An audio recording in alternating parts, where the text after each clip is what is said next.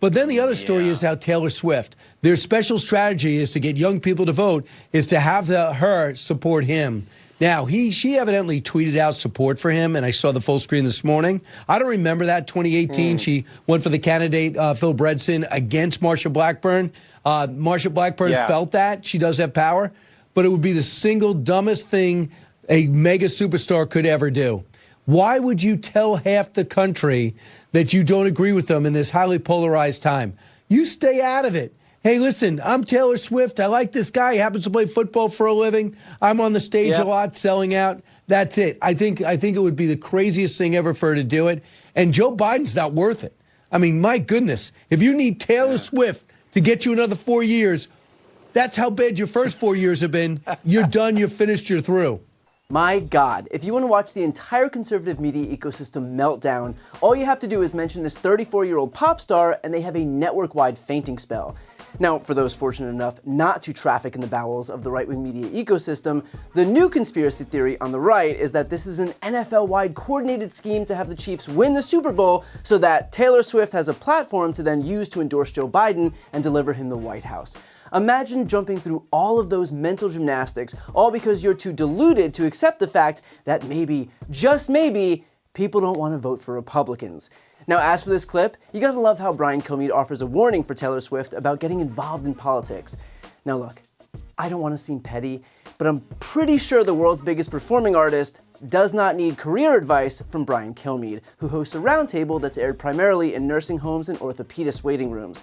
Consider too, she did come out and endorse Joe Biden back in 2020, and then she went on to host the highest grossing concert tour of all time. So yeah, something tells me that Taylor Swift will be okay with whatever decision she opts to make. It's also important to remember that as far as this whole meltdown is concerned, Taylor Swift hasn't actually done anything yet. These people have spent days losing their minds over a figment of their imagination. Taylor hasn't made any announcements, she hasn't said anything political in this election cycle, and yet just the prospect of her saying something has this entire network so spooked that they're running wall-to-wall coverage of her. Here's a mashup courtesy of The Recount. We have had enough of Taylor Swift for now. She shouldn't be liberal. She should be a total conservative, given everything. The Pentagon PSYOP unit pitched NATO on turning Taylor Swift into an asset. Yesterday, she flew private from New York City to Baltimore.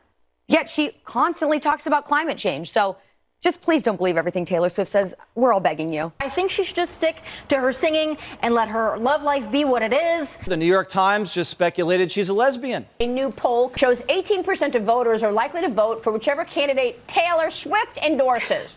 Uh-oh. Biden effectively has Taylor Swift as his VP. A single post of hers led to 35,000 new registrants. That's arguably more power than the president. She's sharing links. And her boyfriend, Travis Kelce, sponsored by Pfizer. What's her stance on policy, economic policy, foreign policy? I don't think that'll be. So don't get involved. Don't get involved in politics. We don't want to see you there. Tell you what, for these self-proclaimed alphas, they sure do seem petrified of this one young performing artist.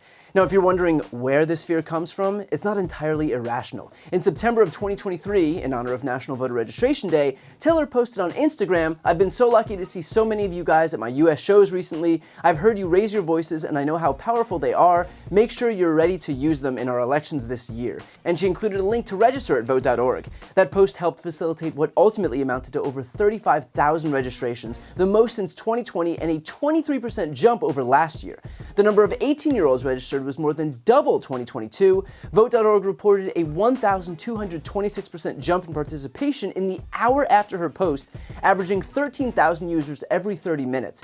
At least 157,000 eligible voters visited the registration site in one day, including a 115% increase in 18-year-old registrations. So if you needed to know where exactly Republicans stand on the very concept of democracy, just look at how they react when someone helps people exercise their most fundamental right as Americans. A full-scale, all-hands-on-deck attack against a pop singer for the crime of suggesting that people vote in the United States of America. I mean, my God, how far the Republican Party has fallen. Of course, the reason that Republicans are losing their minds is because even though Swift's appeal was decidedly nonpartisan, she has come out in favor of Democrats in the past. Here's that famous moment of her discussing breaking her silence on politics ahead of the 2018 election, in which Republican Marsha Blackburn was running for the U.S. Senate. The other thing, just from a security standpoint, Taylor Swift comes out against Trump. I don't care if they write that. I'm sad that I didn't 2 years ago, but I can't change that. I'm saying right now that this is something that I know is right, and you guys, I need to be on the right side of history. And if he doesn't win, then at least I tried. Taylor, here's the problem. I just want to read you what I wrote, and I'm going to try to start. I just really want you to know that this is important to me. I totally agree with the issue. Have you heard her? Yes, I've read the entire thing, and the bottom line right now, I'm terrified. I'm the guy that went out and bought armored cars. I worry for her safety as much as anybody does, maybe more. It really is a big deal. She votes against fair pay for women. She votes against the reauthorization of the Violence Against Women Act, which is just basically protecting us from domestic abuse and stalking. She thinks that if you're a gay couple, or even if you look like a gay couple, you should be allowed to be kicked out of a restaurant. It's really basic human rights, and it's right and wrong at this point, and I can't see another commercial and see her disguising these policies behind the words Tennessee Christian values. Those aren't Tennessee Christian values. I live in Tennessee. I am Christian. That's not what we stand for. I need to do this. I need you to just, I need you to forgive me for doing it, because I'm doing it. And so now, because she's not a right-wing sycophant, any effort by her to bolster democracy, even if it's merely suggesting that people register to vote, is viewed as a hostile act by Republicans. But remember, party of the Constitution or something.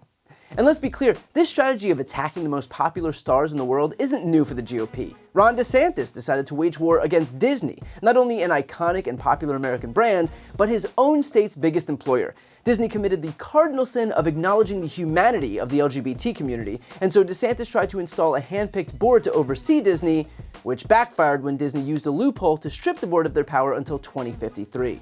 DeSantis was so upset at the prospect of being outsmarted by Disney that he opted to sue them. And so what did Disney do? They sued him on the basis of his targeted campaign of government retaliation against the company.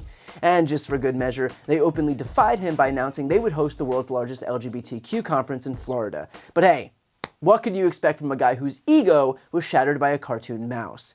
So Republicans will invariably continue to attack one of the most famous musicians in the world because their only setting is to attack whoever threatens their dwindling grip on power. But think about the collateral damage that they're causing by doing so. They're only further pushing away young voters. According to Pew Research, Gen Z and millennial voters favored Biden over Trump by margins of about 20 points in 2020.